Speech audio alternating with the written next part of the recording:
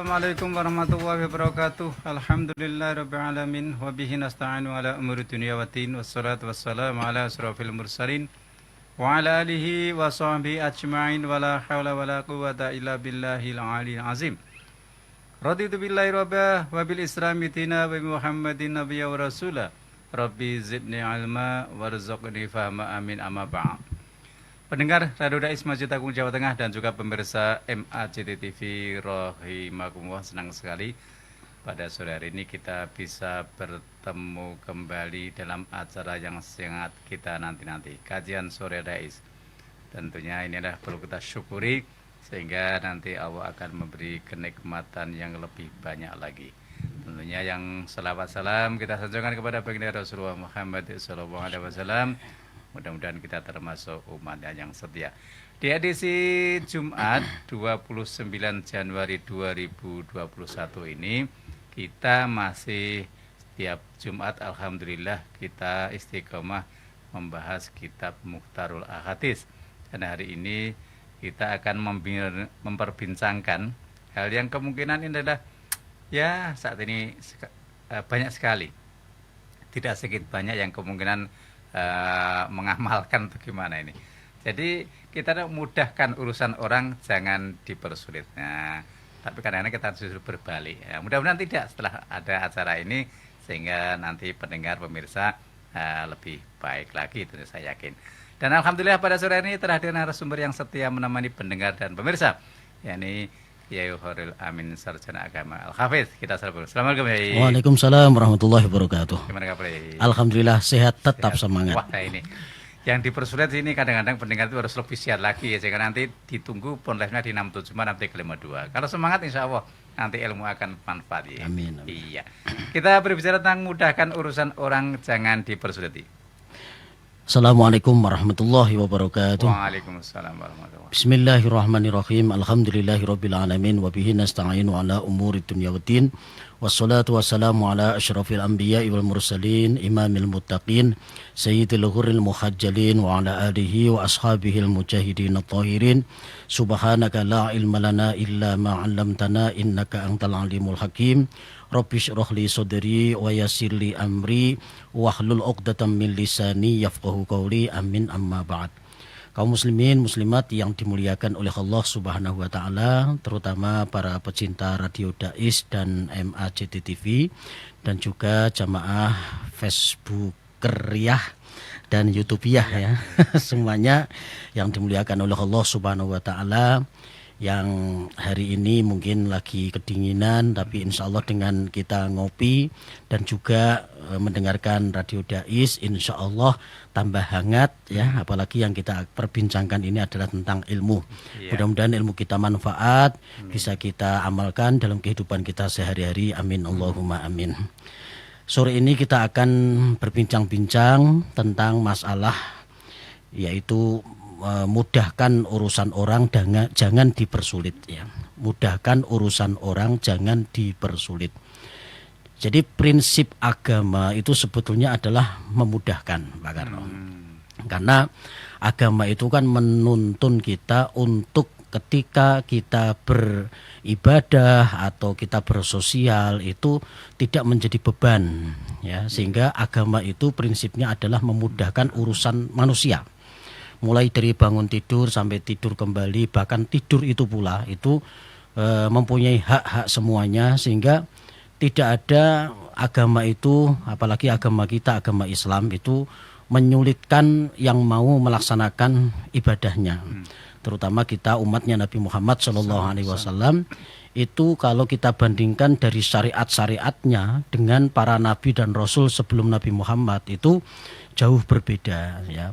Seperti ini misalnya zaman Nabi Musa alaihissalam, itu syariatnya ketika baju kita itu terkena najis, itu tidak cukup dengan hanya diguyur air atau dicuci dengan pakai deterjen atau mungkin dengan air dibilas, seperti itu tidak cukup. Ternyata harus dipotong. Nah, kalau di kulit ya harus dikerok seperti itu. Itu syariatnya Nabi Musa alaihissalam. Pada zaman dulu juga ketika mau bertobat juga harus misalnya dalam satu komunitas sama-sama berbuat maksiat itu cara bertobatnya itu saling membunuh. Itu dulu zaman Nabi Musa. Alhamdulillah syariat kita dari Nabi Muhammad SAW memudahkan kita untuk bersyariat terutama dalam urusan fikih dan ibadah-ibadah sosial yang lain. Kita teringat satu kisah di mana ada sahabat yang mengadukan perkaranya kepada baginda Nabi Agung Muhammad SAW pada saat bulan Ramadan, ya. Halaktu ya Rasulullah, halaktu ya Rasulullah, halaktu ya Rasulullah. Celaka saya ya Rasulullah, celaka saya ya Rasulullah. Sampai diulangi berulang-ulang. Kenapa kamu celaka apa? Maka sahabat tadi mengatakan bahwa di siang hari aku berkumpul dengan istriku wahai Rasulullah. Karena ini sudah mengaku ini satu kemuliaan tersendiri ya. Jadi gentle ini, ada sahabat yang pada saat itu dilarang untuk berkumpul suami istri, walaupun itu perkara halal, tapi pada saat Ramadan kan dilarang. Ketika disampaikan hal ini kepada Rasulullah, kemudian sahabat ini minta supaya diberikan sanksi. Sanksinya itu apa ya? Maka Rasulullah bersabda, kamu harus kamu harus berpuasa 2 bulan berturut-turut ya. Syahri ini 2 bulan berturut-turut. Sahabat tadi mengatakan, ya Rasulullah 1 bulan saja saya tidak kuat, apalagi 2 bulan ya, saya tidak bakalan kuat ya. Maka Rasulullah memberikan alternatif yang kedua, maka kamu harus memerdekakan budak. Ya Rasulullah, saya ini bukan orang yang mempunyai budak, saya tidak sanggup. Maka yang ketiga Rasulullah memberikan pilihan, kamu harus memberikan kepada fakir miskin makanan sebanyak 60 orang fakir miskin. Ya Rasulullah, di kampung ini yang paling miskin saya gitu kan ya. Ini kalau mungkin kita mengatakan lah ya wong melarat kok macam-macam. Tapi Rasulullah ternyata memudahkan urusan sahabat tadi. Kemudian Rasulullah masuk mengambil satu, mungkin kalau sekarang itu kereneng gitu ya, atau satu keranjang kurma diberikan kepada sahabat tadi. Ya sudah, ini satu keranjang kurma untuk kamu dan keluarga kamu, silahkan dimakan. Ini luar biasa ini. Jadi kejadian ini seperti sangat luar biasa karena ketika dia itu salah, mengakui kesalahannya, ternyata masih dihargai ya oleh syariat agama, termasuk oleh Rasulullah SAW, bahwa ternyata agama itu bukan saklek ya, tidak saklek, tidak kaku ya, jadi fleksibel. Ternyata ketika dia tidak bisa membayar dendanya 2 bulan berturut-turut dalam berpuasa, ternyata alternatif yang kedua adalah memerdekakan budak. Karena tidak punya budak, maka alternatif yang ketiga adalah dia memberikan kepada fuqara wal masakin sebanyak 60 orang. Karena dia tidak mampu, maka justru agama menganjurkan untuk menyantuni orang yang seperti ini loh. Ini alangkah mulianya agama kita, itu agama Islam. Dalam urusan-urusan perintah tidak saklek, dalam urusan larangan juga tidak saklek seperti itu. Oleh karena itu dalam hadisnya Rasulullah SAW bersabda, Innallaha ta'ala radiya li hadhil ummati al-yusra wa kariha lahal usra. Rawahu at-Tabrani. Sesungguhnya Allah Subhanahu wa taala merelakan atau meridhoi kemudahan bagi umat ini, dan dia membenci kesulitan baginya ya, diriwayatkan oleh Imam Tabrani. Jadi Allah itu menghendaki kemudahan, tidak menghendaki kesulitan. Wa ma ja'ala 'alaikum fid-dini min haraj. Wa ma ja'ala 'alaikum fid-dini min haraj. Al-Hajj ayat 78. Dan dia Allah sekali-kali tidak menjadikan untuk kalian dalam agama suatu kesempitan ya. Al-Hajj ayat 78. Dan juga ada lagi di surah Al-Baqarah ayat 185, yuridullahu bikumul yusra wala yuridu bikumul usra. Jadi Allah menghendaki kemudahan bagi kalian dan tidak menghendaki kesulitan bagi kalian. Surat Al-Baqarah 185. Ini ayat biasanya kita baca ketika Ramadan, dimulai dari ya ayyuhalladzina amanu kutiba alaikumusiyam. Nanti akan sampai pada ayat ini. Jadi kita ini dalam beragama itu sebetulnya jangan merasa kita dibebani ya. taruhlah sholat ya. Misalnya ketika ada orang ditanya, kamu sholat 5 waktu itu ringan atau berat? Orang taruhlah mengatakan berat karena kadang-kadang saya itu bertemu dengan perkara ini, hal ini. Coba kalau dibandingkan dengan nikmat yang Allah berikan kepada kita. Kita bisa bernafas setiap detik 24 jam kali sekian umur hidup kita ya. Kali sekian usia kita. Itu dibanding dengan kita sholat 1 hari 5 waktu, taruhlah setiap 1 kali sholat itu hanya 5 menit, yaitu ya, hanya 5 menit, maka dalam 24 jam ya itu dikurangi 20 menit sudah masih banyak sisanya. Itu kalau 5 menit ya, barangkali ada yang sholat 3 menit, 2 menit seperti itu. Nah, itu saja Allah juga menghendaki silahkan bagi yang misalnya bisa berdiri ya berdiri, kalau tidak bisa duduk, kalau sholat duduk tidak bisa berbaring kan begitu. Berbaring tidak bisa ya pakai isyarat tidak bisa pakai hati ya, sholat pakai hati tidak bisa disolati. Yaitu yuridullah bikumul yusra wala yuridu bikumul usra. Dan masih banyak lagi yang lain. Ketika kita berhadapan dengan agama yang kita anut, sebetulnya Islam ini adalah agama yang sangat mudah. Jadi ketika kita menghadapi sesuatu yang terlihat sulit, tapi sebetulnya kalau kita analisa itu ternyata jauh lebih ringan daripada sekedar apa yang kita bayangkan. Ternyata ketika Allah memerintahkan kita untuk sholat saja, sedemikian mudahnya. Kemudian ketika Allah memerintahkan kita untuk berpuasa misalnya, itu pun juga masih diperintahkan untuk berbuka ya. Coba kalau Allah perintahkan kita berpuasa wisol ya, seperti puasanya Nabi Dawud misalnya, 1 hari puasa, 1 hari tidak, itu sampai sepanjang masa itu saya kira kita tidak kuat. Dan ternyata puasa itu diperintahkan hanya dari fajar sampai tenggelamnya matahari sampai maghrib. Itu pun juga harus berbuka puasa. Ini juga termasuk sesuatu yang ringan. Kemudian zakat pun juga seperti itu bagi yang mampu. Kalau enggak ya sudah dizakati. Kemudian apalagi sedekah itu hanya sebagian yang kita keluarkan. Wa mimma razaqnahum yunfikun, sebagian dari harta kita infakkan untuk orang lain. Sebagian enggak semuanya. Haji juga seperti itu bagi yang mampu. Walillahi 'alan nasi hijjul baiti man istata'a ilaihi sabila. Man istata'a bagi yang mampu ya. Yang mampu duitnya, mampu perjalanannya, pokoknya pembekalannya mampu, itu baru diwajibkan. Kalau enggak ya mencari pahala-pahala yang selevel dengan ibadah haji. Misalnya berangkat Jumatan lebih awal ya, lebih awal daripada yang lain, itu nanti pahalanya bisa serasi dengan pahala ibadah haji. Kemudian misalnya baca Quran sak gelondong itu diganti dengan membaca Al-Ikhlas 3 kali, Qul huwallahu ahad itu ya.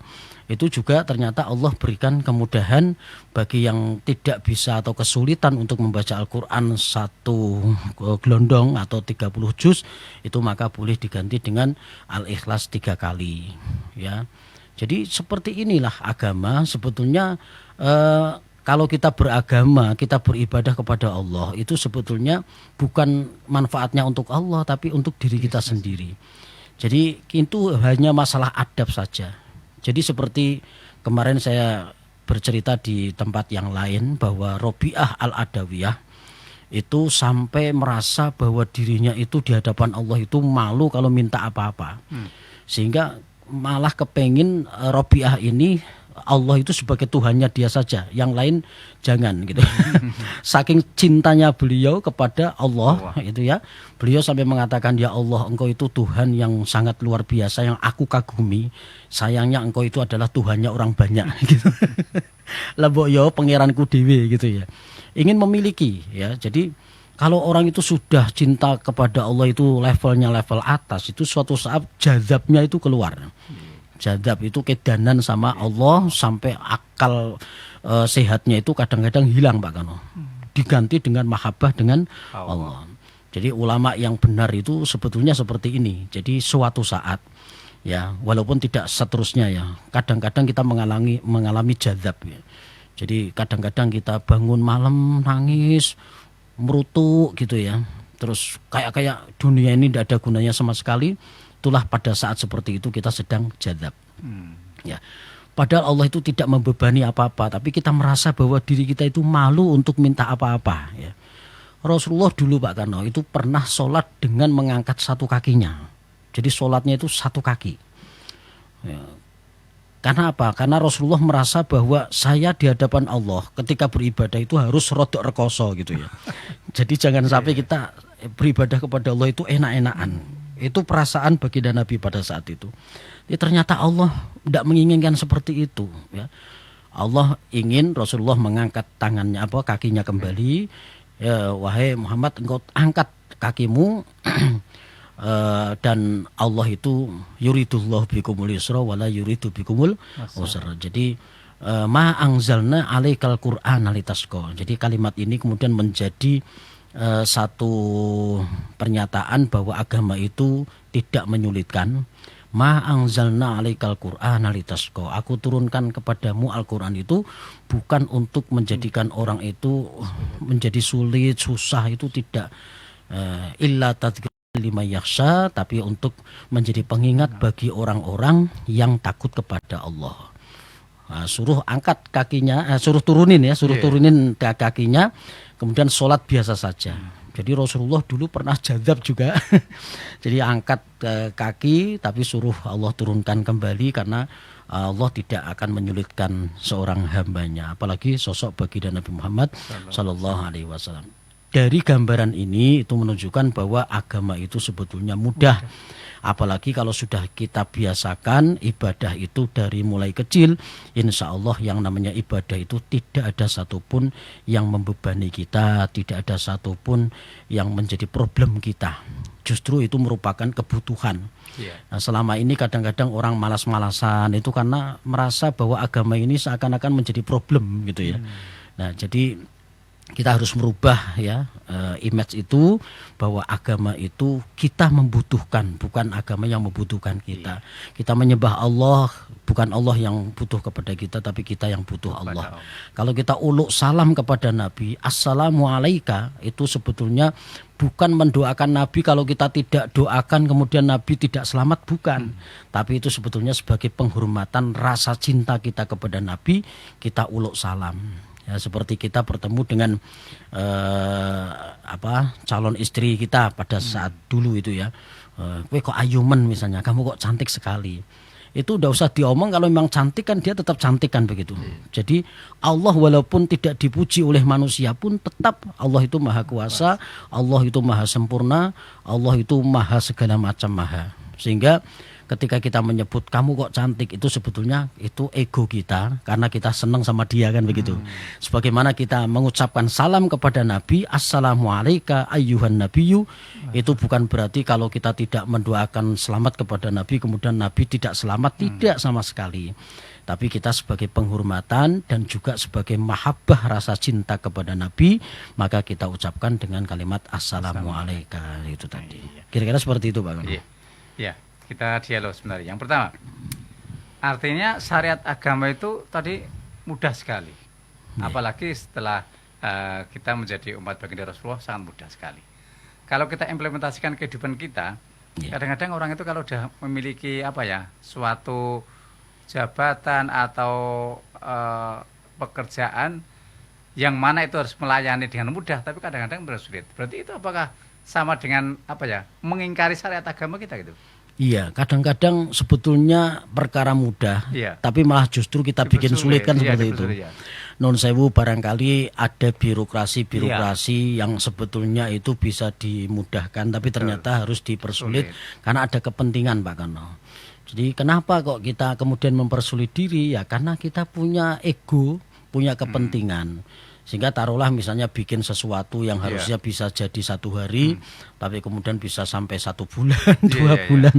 Ya kita tidak bisa sebut apa itu, tapi ada banyak sekali seperti itu, birokrasi-birokrasi baik itu dari tingkat bawah sampai atas, itu sebetulnya banyak sekali yang bisa dibuat mudah tapi dibuat sulit karena ada kepentingan-kepentingan. Termasuk mengingkari syariat agama tidak kalau seperti itu? Jelas, Oh, karena jelas. sebetulnya prinsip hidup pun juga sebetulnya itu adalah memudahkan. Jadi hidup itu ya dibuat nikmat saja ya. Iya. Allah saja juga nggak nagih kita. Kamu bernafas setiap hari sekian, terus ditarik pajak kan enggak gitu ya, dibebaskan. Itu sebetulnya adalah bagian daripada kemudahan-kemudahan dalam hidup. Seperti itu. Tapi kadang-kadang kalau kita sudah implementasi ke agama, kadang memang ada sebagian teman kita tuh tadi mengatakan saklek, padahal kan Allah sendiri kan tidak saklek seperti itu. Baginda Rasulullah juga menyatakan tidak saklek. Iya. Bagaimana kalau kita kok saklek, seolah kita kan udah melebihi dari baginda Rasulullah kan begitu? Ya. Tolong dibedakan antara saklek dengan ketegasan. Ya. Oh gitu. Jadi kadang-kadang agama itu memang menunjukkan ketegasannya. Misalnya orang yang nyolong sampai 1 nisab gitu ya, taruhlah koruptor itu ya, tidak mau tobat, tidak dikembalikan, tidak menyesal, ya memang secara hukum Islam kan harus dipotong tangannya.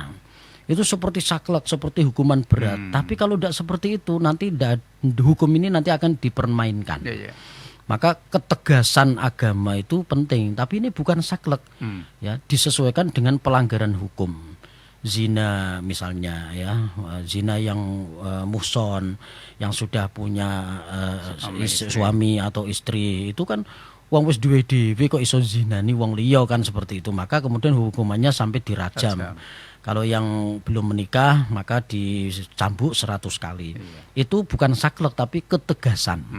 Sebagaimana ketika melanggar urusan dunia, misalnya kita melanggar lalu lintas, itu pun juga hukuman yang kita dapat dari peraturan itu sebetulnya kan memang harus denda sekian, tilang. Itu sebetulnya ya supaya bikin jera, ya supaya bikin kapok.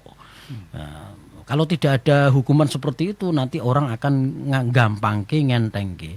Maka sebetulnya agama itu mudah, tapi ojo digawe mudah. Maksudnya ojo digawe enteng, ojo digawe remeh-remehan gitu ya. Jadi gampang ning ojo gampangke. Nah, seperti itu. Jadi gampang ning ojo gampangke, ning sing wis iso gampang ya ojo dipersulit. Kan seperti itu. Jadi ketegasan dengan saklek itu berbeda. Artinya begini, kadang-kadang kita itu kan orang kan banyak mengatakan, "Oh, kamu itu kan orang kan banyak saklek sekarang. Oh, aturan enggak begitu. Kalau gitu kamu neraka dan sebagainya." Itu kan berarti saklek. Oh ya. Iya. Memang ada yang kemudian seakan-akan dia itu menghakimi, menjustis orang itu melebihi dari kekuasaan Tuhan, kekuasaan Allah. Iya. Jadi sebetulnya Allah itu karpe tidak seperti itu, tapi ternyata dia bikin seperti itu. Iya. Taruhlah begini, ada kisah dulu itu ada sahabat itu yang kepalanya itu diinjak oleh orang yang sedang lewat. Ketika sedang sholat, Pak Kano. Yeah. Sedang sholat, waktu sujud itu kepalanya keinjak sama orang yang sedang lewat. Dia kemudian bangun marah-marah. Dia mengatakan Allah tidak akan mengampuni dosamu. Kamu telah melakukan dosa yang sangat besar. Karena kamu sudah menginjak kepala orang yang sedang meletakkan kepalanya untuk sujud di hadapan Allah. Kamu pasti tidak akan pernah diampuni oleh Allah. Ternyata ya dikabarkan kepada orang tadi bahwa ternyata Allah itu duka, marah kepada orang yang seperti itu. Wong saya itu nggak ngomong gitu kok kamu kamu bikin odo-odo kalau itu seperti itu. Jadi menjadikan Allah itu sebagai tersangka akhirnya. Padahal Allah tidak seperti itu. Allah mau mengampuni atau mau menghukum terserah Allah kan. Maka kemudian disampaikan kepada Rasulullah bahwa orang tadi itu Islamnya dimulai pada saat dia bertobat. Jadi yang kemarin-kemarin karena dia itu telah menjadikan Allah sebagai tersangka gitu ya. Karena dia mengatakan bahwa Allah tidak akan mengampuni dosa kamu gitu. Maka Allah tersinggung dan akhirnya dia Islamnya itu dimulai dari hari itu. Ketika dia sudah sadar, dikabari oleh Rasulullah, dinasihati seperti ini, kamu tidak boleh seperti itu karena Allah itu Ghafurur Rahim, karena dia juga tidak sengaja dan sebagainya. Karena dia itu memakai nafsunya. Ketoknya api, tapi sebetulnya dari nafsunya. Dia seakan-akan nyebut tamengnya dengan kalimat Allah, tapi sebetulnya dia itu dia untuk diri sendiri karena merasa kepalanya diinjak gitu ya. Apa meneh lagi sholat ya, ini mumpung kesempatan, alasan ini sedang sholat, kamu kok nginjak kepala saya, Allah tidak akan mengampuni kamu. Gusti Allah kok dihapusi kan tidak bisa.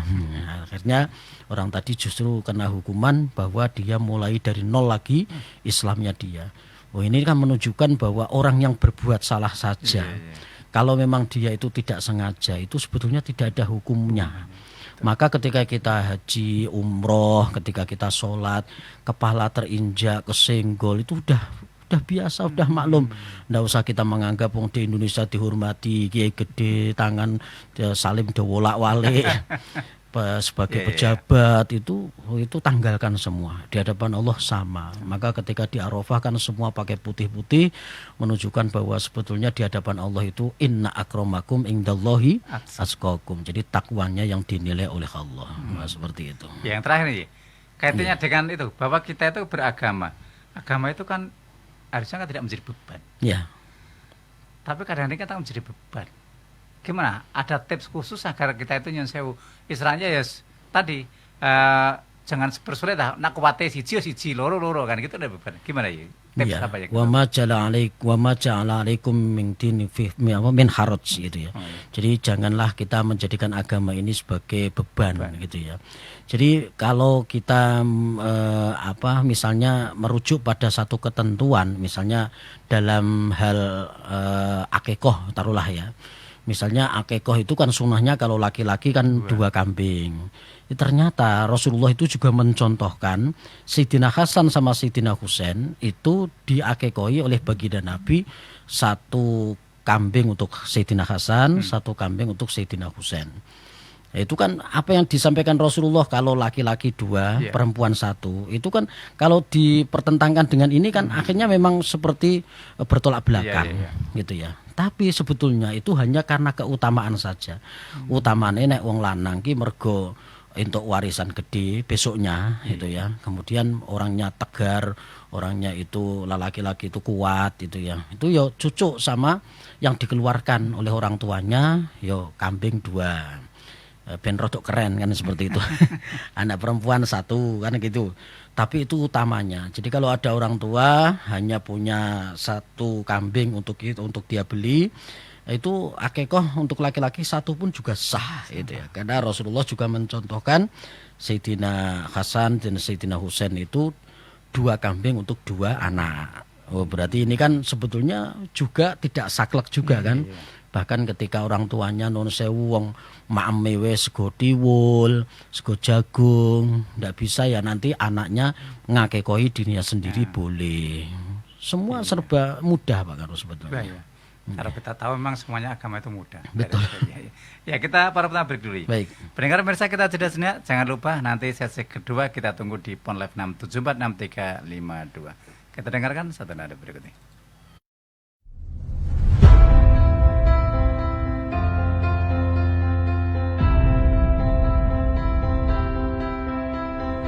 Masjid Agung Jawa Tengah kini hadir dengan berbagai pelayanan dan fasilitas yang membanggakan.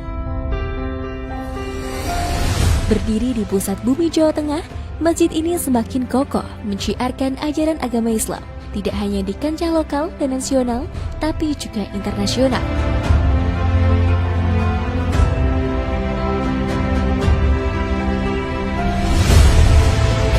Mengikuti perkembangan dan kebutuhan masyarakat, Masjid Agung Jawa Tengah mempersembahkan sebuah lokasi yang mengantarkan, lokasi yang membekali untuk ibadah yang suci, manasik haji dan umroh Masjid Agung Jawa Tengah.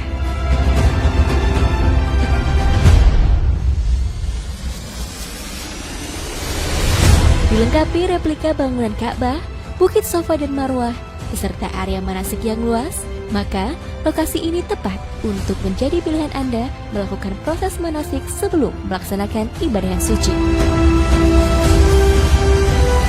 Dengan 2 pintu gerbang utama, sistem keamanan yang sudah modern, area parkir yang luas semakin memudahkan Anda dalam beribadah maupun kenyamanan dan keamanan selama proses manasik berlangsung. Hal penting lainnya adalah kemudahan akses untuk penginapan Hotel Geraha Agung, akses oleh-oleh Semarangan dan Jawa Tengah, tempat beribadah yang nyaman, juga akses wisata kota Semarang untuk sekedar memanjakan mata, menikmati hamparan kota dari atas menara. Tentunya, ini semua demi pelayanan yang mengedepankan kepuasan Anda sebagai pelanggan. Dengan berbagai macam kelebihan tersebut, maka lokasi manasik di Masjid Agung Jawa Tengah layak menjadi pilihan Anda sebelum melaksanakan ibadah yang suci, ataupun untuk proses pendidikan putra-putri kesayangan.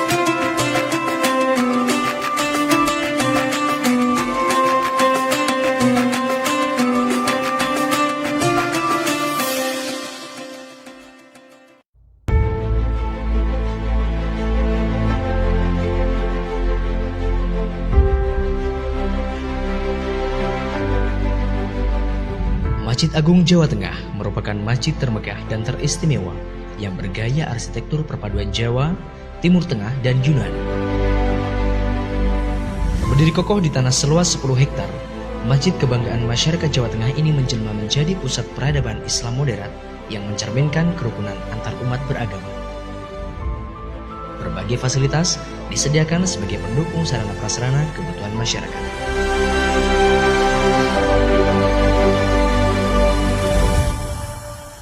Untuk acara istimewa Anda, tersedia gedung convention hall yang mampu menampung hingga 2.000 orang dengan corak bangunan megah dan elegan yang siap memanjakan mata Anda, dilengkapi full pendingin ruangan, ruang rias, ruang ganti, juga transit room, menjadikan convention hall pilihan yang tepat untuk momen spesial Anda. Untuk acara yang lebih privat, Alhamdulillah, kita kembali di 107,9 MHz dan juga MAJT TV. Dan juga ini live Facebooknya Radio Dais dan MACTTV serta channel YouTube-nya MACTTV. Monggo dipirsani di sana. Sekarang waktunya pendengar pemirsa monggo yang mau pun live kita beri kesempatan dulu 6746352. Ya monggo yang mau pun live kita beri kesempatan dulu untuk yang 6746352. Ya kalau belum ada tentunya sudah ada kita sapa dulu saudara kita. Assalamualaikum. Waalaikumsalam warahmatullahi wabarakatuh. Nggih, monggo Pak Heru. Ya, silaturahim dan Nggih, monggo. Bertanya. Saya pernah membaca riwayatnya apa namanya itu Imam Al-Bukhari. Itu yang menghadapi musuh atau fitnah, dia berdoa kepada Allah agar cepat minta mati gitu. Apakah itu tidak menimbulkan yang katakan bunuh diri, padahal berdoa minta dan cepat mati. Kemudian katakan orang minta doa kepada Allah minta mati, apakah itu bunuh diri atau tidak? Oh, yeah. Yang kedua tentang saya pernah diceritain sama kakek saya bahwa saya nanti di hari kiamat ini dunia hancur seperti lautan, kemudian itu menjadi kapal.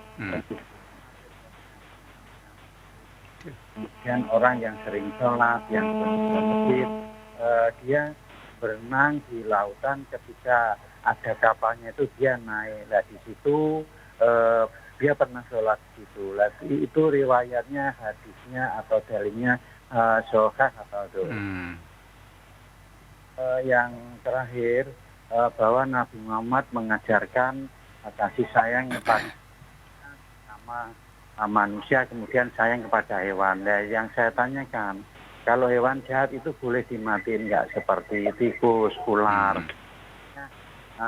Harus disayang. Wa ma arsalnaka illa rahmatan lil alamin. Nah ini menurut Pak Ustadz apa namanya Khairul Amin gimana? Contohnya bagaimana? Assalamualaikum. Waalaikumsalam warahmatullahi wabarakatuh. Ya terima kasih Pak Heru. Yang pertama katanya, nah, saya kata Imam Bukhari, dalam Imam Bukhari ada hadis yang mengatakan bahwa doa untuk mati kok ada. Iya. Jadi begini ya, itu hanya karena ngelulu, artinya dia itu semacam jikalau ya, andai kata. Jadi ya gertak sambal. Jadi gini, dia semacam ngomong dengan dirinya sendiri lah, yo kahanan kok koyok ngene, apa rak mending mati wae. Ibaratnya seperti itu ya. Jadi sebetulnya minta supaya dimatikan segera itu pun juga tidak boleh ya.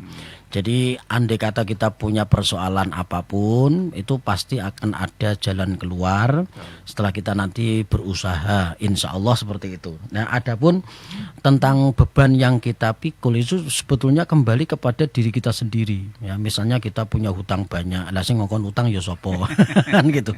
Allah memberikan rezeki kepada kita itu cukup untuk makan, untuk kehidupan sehari-hari, ya untuk kesederhanaan, bukan untuk bermewah-mewahan. Barangkali kesalahan ada pada diri kita sejak awal.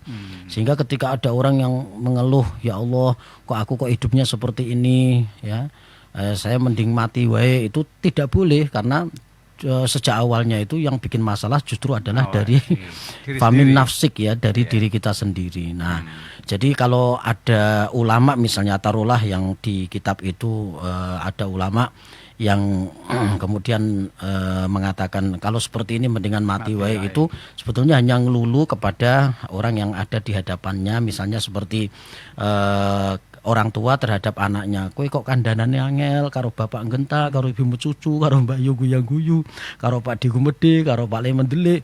Wong kok kandhanane angel kok ngono, wis mending bapak mendingan mati wae wis daripada rekoso. Nah, seperti itu. Sebetulnya hanya ngelulu saja seperti itu. Yang kedua, katanya hari kiamat itu akan hancur semua jadi laut, dan orang yang sholat akan naik kapal itu, betul tak? Iya, jadi itu mungkin kalau ada cerita Israiliyat ya. Jadi Israiliyat itu adalah kisah yang kadang benar, kadang tidak. Jadi boleh kita percaya, boleh tidak. Jadi andai kata yang di luar kebiasaan ulama-ulama menceritakan, saya kira tidak harus dipercaya. Jadi kalau sudah datang waktu kiamat, ya sudah, yang sholat pun juga mati, yang tidak sholat juga mati, dan nanti akan dipertanggungjawabkan di akhirat sesuai dengan amal perbuatannya waktu di dunia, seperti itu. Terus tadi baginda Rasul kita harus saling menyayangi dan sebagainya, baik manusia kepada binatang. Terus binatang kalau dibunuh apa yang bisa? Jadi ditafsil ya, atau ditakwil atau diperinci ya. Jadi binatang yang bagaimana? Kalau dengan mungkin tikus itu boleh langsung dibunuh ya, tapi kalau dengan yang kira-kira tidak mengganggu itu jangan dibunuh ya. Misalnya dengan burung, masuk, kecuali membunuhnya dengan cara diburu ya, ditembak kan diburu itu lain. Kemudian disembelih kambing, kemudian ada sapi, kerbau, itu memang hewan yang diperuntukkan untuk dimakan, dikonsumsi oleh manusia. Itu bukan pembunuhan. Artinya walaupun disembelih itu bukan penyiksaan, tapi karena memang Allah menentukan untuk konsumsi manusia. Bagi yang misalnya berhadapan dengan binatang yang buas gitu ya, seperti ular ya, tiba-tiba ada ular di depan, dibunuh boleh. Ya, cicak pun juga sebetulnya dibunuh boleh. Ya, nyamuk dikeplak ya boleh sebetulnya. Adapun kalau ada wali sing ora tegelan, misalnya ada semut yang nempel di tubuhnya, nyelekit gitu ya. Kemudian semutnya itu diopeni sampai nanti pulang ke daerahnya, kemudian dikembalikan, itu karena kelebihan daripada wali tersebut. Andai kata kemudian diuncalke terus mati juga enggak apa-apa, seperti itu. Ya, sekarang kita baca SMS dulu dari Kang Anwar di Ngembah. Assalamualaikum Yai. Waalaikumsalam warahmatullahi. Saya Jumatan sudah berangkat awal, tapi saat sholat Jumat rakaat kedua saya batal. Lanjutkan sholat duhur, apa saya masih dapat pahala Jumatan ya? Ya, jadi kalau masih 1 rakaat kemudian batal dan sebelumnya kita sudah menjumpai khutbah berlangsung, kita wudhu, yang satu tinggal kita menambah 1 lagi. Jadi yang 2 kan sudah khutbah pertama dan khutbah kedua. Kemudian yang 2 rakaat itu kan karena sholat Jumat ini kan sebagai pengganti sholat duhur. Nah, sholat duhur kan 4 rakaat. Penggantinya sholat Jumat, sholat Jumatnya memang 2 rakaat, tapi yang 2 itu diganti dengan khutbah pertama dan khutbah kedua. Nah, ketika kita menjumpai rakaat pertama, kemudian kita batal ya, kemudian kita mundur wudhu ya, kita tinggal nambah 1 rakaat saja. Gitu ya. Nambah, enggak sholat duhur. Jadi bukan sholat duhur. Ya, ini dari Mas Muhammad Sabik Win Maliki Malang ya. Oh, beda nih. Kata Prof. Said Muhammad Alwi Al-Maliki bahwa barokahnya ilmu didapat dari khidmat kepada syekh atau guru. Lalu bagaimana? Yai, bila sang guru atau dosen itu sendiri tidak tanggung jawab dalam mengajar, sering ditinggal dan mempersulit mahasiswa, apa sama? Iya. Jadi ini urusannya dengan adab ya. Jadi kalau memang la ta'ata li makhluqin fi maksiatil khaliq kan seperti itu. Jadi tidak ada taat kepada siapapun kalau perintahnya itu adalah untuk maksiat atau hal yang tidak baik. Ya, kalau untuk dosen kita kan tetap takdim, hormat gitu ya. Ya, kalau ada kesalahan untuk dosen kita ya tentunya kita tetap takdim, misalnya berdebat ya tetap bil hikmah wal mau'izatil hasanah. Adab kita tetap kita utamakan. Ya, ketika ada dosen kok memerintahkan kita untuk berbuat yang tidak baik, ya tentunya la ta'ata li makhluqin fi maksiatil khaliq. Tidak ada taat kepada siapapun kalau itu urusan kemaksiatan. Ya, itu prinsipnya. Prinsip. Iya, kita baca lagi dari Mbak Wiwit. Assalamualaikum Yai, mohon maaf. Ketika seorang lagi berhubungan badan suami istri, salah satu makhluk Allah yang melihat yaitu setan. Bagaimana yang seharusnya dilakukan Yai menurut Al-Quran? Yang pertama itu. Yang kedua, bagaimana metode menghafal Al-Quran biar cepat hafal? Dan bolehkah hafal Al-Quran dimulai dari surat yang pendek-pendek, juz terakhir dulu? Terima kasih Yai. Baik. Jadi yang pertama, kita kan memang dianjurkan untuk berdoa ya ketika mau berkumpul suami istri. Allahumma jannibna wa jannibna minasyaitoni ma razaqtana. kuwi nek ora lali. Harusnya bacanya waktu nutup pintu gitu ya. Tapi nek wis petakelan ya lali mesti. Masalah nanti ada jin atau makhluk yang lain melihat itu kan urusan mereka. Oke, mereka melihat kita memang dalam 24 jam, tapi mereka melihat kita tidak seperti kita melihat sesama jenis ya, sama-sama manusia tidak. Jadi saya kira tidak ada efek apa-apa ketika ada setan jin melihat kita ya, karena kita juga sudah berdoa. Ketika kita berdoa seperti itu, setan itu juga akan lari nanti. Melihat pun mereka akan lari karena kita sudah berdoa Allahumma janibna minasyaiton itu tadi. Yang kedua, gimana menghafal Al-Quran mulai dari awal yang pendek-pendek? Iya, jadi hafalan itu tergantung kemampuan kita Pak Karno.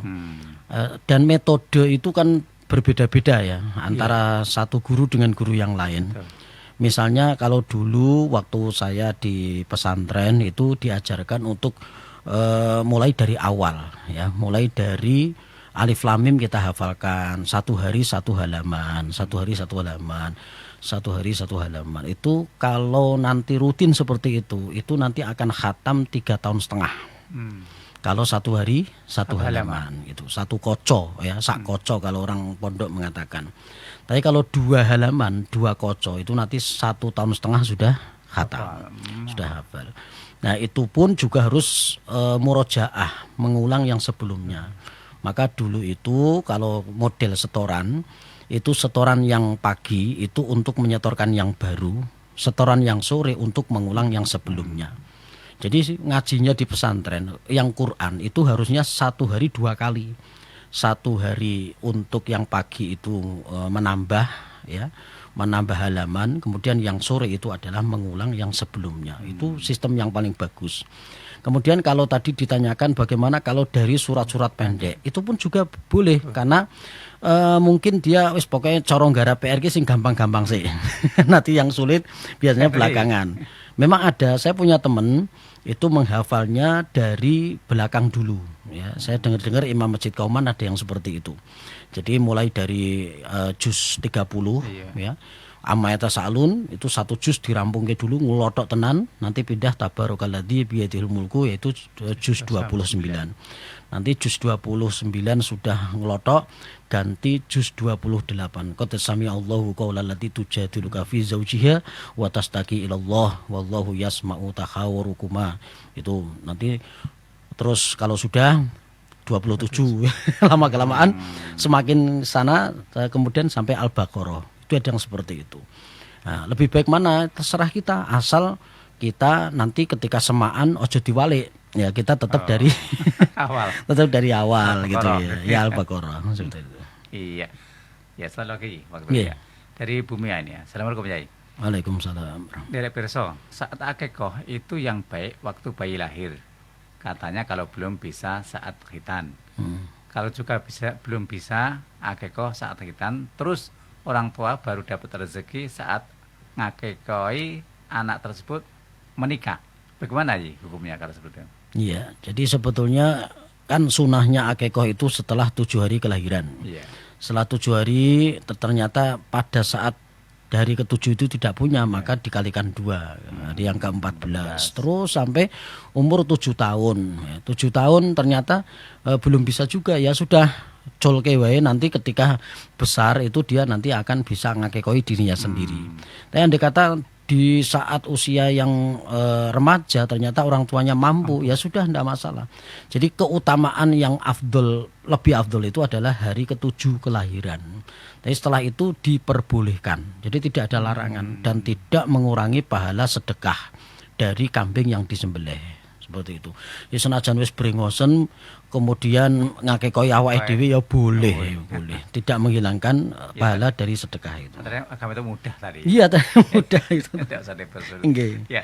Ya, terima kasih atas Sama-sama, waktunya. Mudah-mudahan manfaat Amin, untuk semuanya amin, ya. amin. Pendengar bersama demikian bincang-bincang saya dengan Kiai Khairul Amin Sarjana Agama Al-Hafidz tentang yakni mudahkan urusan orang, jangan dipersulit, itu prinsip hidup sehingga nanti banyak teman. Dan akhirnya sekarang terima kasih atas kebersamaannya dan maaf atas kekhilafan tentunya. Yang pun live SMS mudah-mudahan menjadi barokah untuk kita semuanya, yang mudah-mudahan menjadi ilmu yang bermanfaat. Akhirnya karena Assalamualaikum warahmatullahi wabarakatuh.